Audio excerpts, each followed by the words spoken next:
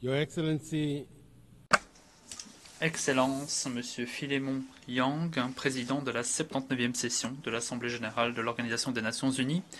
Excellence, Monsieur Antonio Guterres, Monsieur le secrétaire général de l'ONU. Majesté, Excellence, Mesdames et Messieurs les chefs d'État et de gouvernement, Mesdames et Messieurs les représentantes et représentants,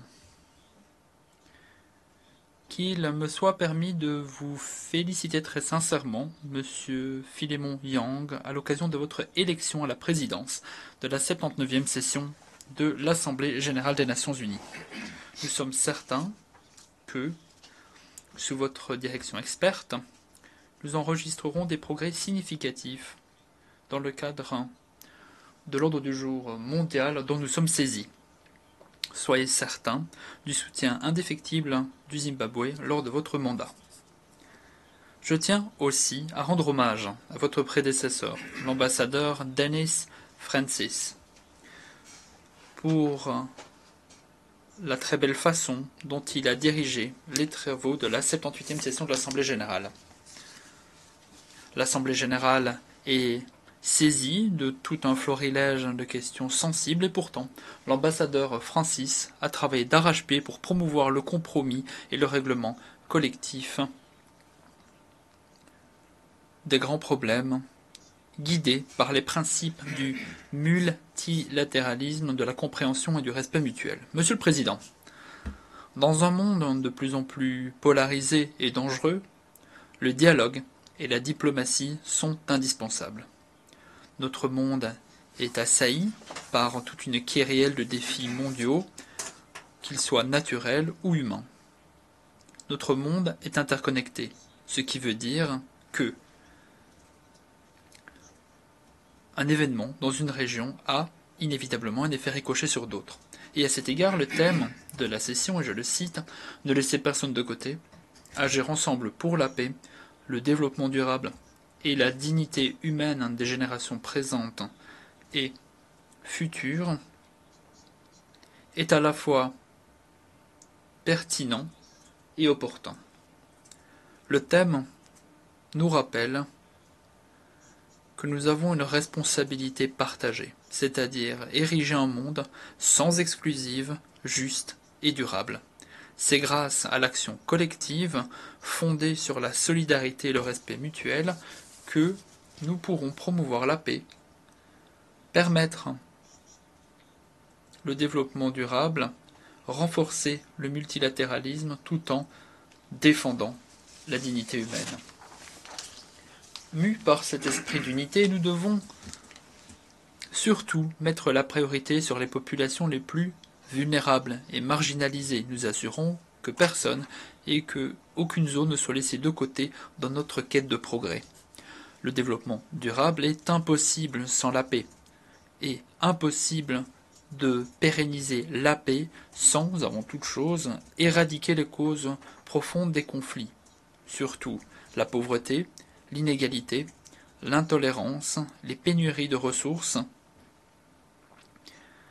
aggravées par les changements climatiques, et les interférences externes injustifiées dans les affaires internes de certains États.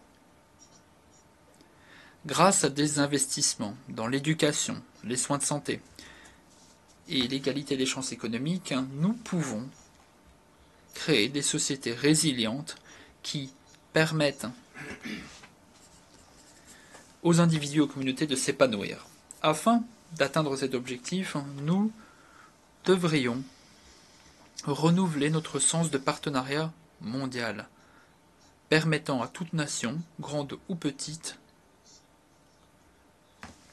de bénéficier de nos efforts collectifs, et de contribuer à l'effort collectif. Monsieur le Président, la date butoir du programme de développement durable 2030 s'approche à grands pas.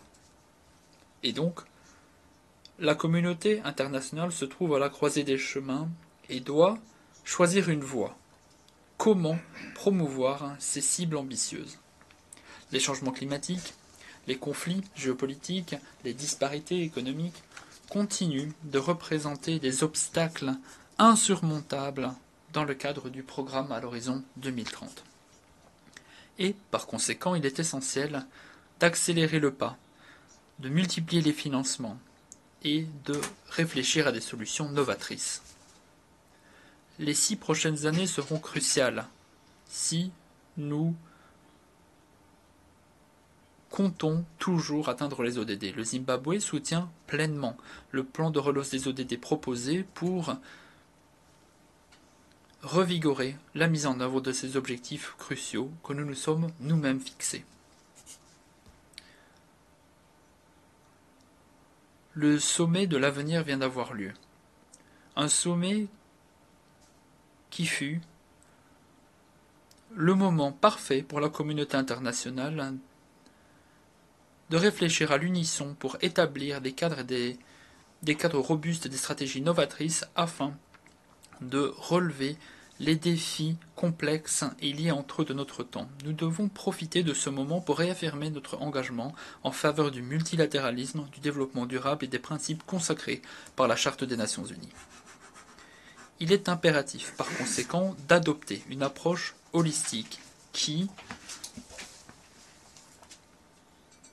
joint les dimensions économiques, sociales et environnementales, nous assurant de ne laissons personne de côté alors que nous nous avançons pas à pas vers un monde plus résilient et équitable. Les effets dévastateurs des changements climatiques sont un défi commun qui requiert une réaction collective pour que les communautés les plus vulnérables puissent s'adapter tout en, dans le même temps, n'atténuant les impacts de ces changements climatiques. La région de la SADC a été frappée par des sécheresses provoquées par le phénomène El Niño, créant une insécurité alimentaire et nutritionnelle grave. Et dans ce contexte, les chefs d'État et de gouvernement de la SADC ont lancé un appel humanitaire international s'élevant à 5,8 milliards de dollars américains à la fin du mois de mai de cette année. Ce chiffre augmentera au fur et à mesure des évaluations faites dans les pays. L'objectif général de cette initiative est de répondre aux besoins immédiats provoqués par les sécheresses liées à El Niño, tout en, dans le même temps, établissant davantage de résilience face aux bouleversements de demain, grâce notamment à la création de systèmes de prévention précoce. Excellence, je tiens à réaffirmer que nous sommes résolus à défendre le programme à l'horizon 2030, grâce notamment à notre vision 2030 qui changera la donne. Cette feuille de route nationale présente nos aspirations qui permettront au Zimbabwe de devenir un revenu moyen de la tranche haute à l'horizon 2030 en se concentrant sur la croissance économique, le développement durable et une transformation en profondeur de notre société. Cette impulsion stratégique s'articule autour d'investissements importants dans des secteurs critiques, le développement des infrastructures, l'éducation, un modèle d'éducation 5.0 moderne basé sur l'héritage, des soins de santé et une modernisation de l'agriculture, ce qui est absolument indispensable si nous souhaitons assurer la prospérité de toutes les couches de notre société. Désireux de parvenir aux ODD, le Zimbabwe a enregistré des réussites remarquables, et ce à bien des égards. Nous avons mis en œuvre des politiques rigoureuses, comme notre modèle agricole 6.0, dont l'objectif est de renforcer la sécurité alimentaire, d'améliorer l'accès à l'eau potable et à l'assainissement, tout en misant sur les investissements dans l'énergie renouvelable. Notre cadre de protection sociale globale et nos systèmes de soins de santé se sont accompagnés de réductions sensibles des niveaux de pauvreté et de maladie. De plus, nous demeurons inlassablement engagés en faveur de l'autonomisation des femmes et des jeunes, conscients de leur rôle crucial d'architecte de la transformation et du développement durable. Le gouvernement du Zimbabwe promeut une politique mue par notre mantra disant qu'il ne faut laisser personne et aucun endroit de côté. L'objectif principal est de promouvoir le développement communautaire grâce à davantage de pouvoirs délégués aux autorités provinciales et des districts afin qu'elles puissent honorer leurs aspirations en matière de développement. Le but est de ne laisser de côté aucune communauté, aucun village, aucune ville, aucune province dans nos efforts de développement. Grâce à cette impulsion politique, nous avons observé une transformation de notre société grâce à cette approche de bas en haut. Nonobstant ces efforts courageux en matière de développement, le Zimbabwe est confronté à des défis immenses dans sa quête de concrétisation des ODD. Les effets néfastes des sanctions unilatérales illégales punitives ajoutées aux aléas des changements climatiques nous empêchent d'avancer de façon rectiligne dans notre trajectoire de développement. Et à cet égard, nous appelons tous ceux et celles qui continuent à imposer des sanctions illégales et injustifiées au Zimbabwe de lever ces mesures indues immédiatement, sans la moindre condition, pour que nous puissions continuer notre noble tâche, c'est-à-dire améliorer la vie et les moyens de subsistance de nos concitoyennes et concitoyens. Mu par ce même esprit, le Zimbabwe est solidaire du gouvernement et du peuple de Cuba dans leur lutte face au blocus financier, commercial et économique cruel qui leur est imposé.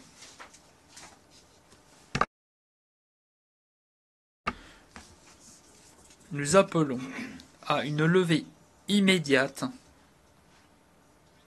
de cet embargo accablant pour que le peuple de Cuba puisse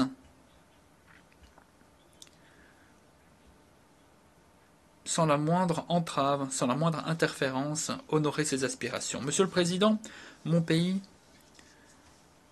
souhaite continuer à soutenir les efforts d'autodétermination des peuples de Palestine et du Sahara occidental. Cela fait bien longtemps que nous ne devons plus nous cantonner aux simples arguments rhétoriques. La communauté internationale ne peut pas continuer à faire l'autruche ou à fermer les yeux sur les injustices systématiques et sur les souffrances du peuple palestinien. Nous exhortons le Conseil de sécurité à s'acquitter de son mandat en mettant en œuvre des mesures solides qui assureront la protection des civils, la protection du droit international et l'émergence d'une paix juste et pérenne.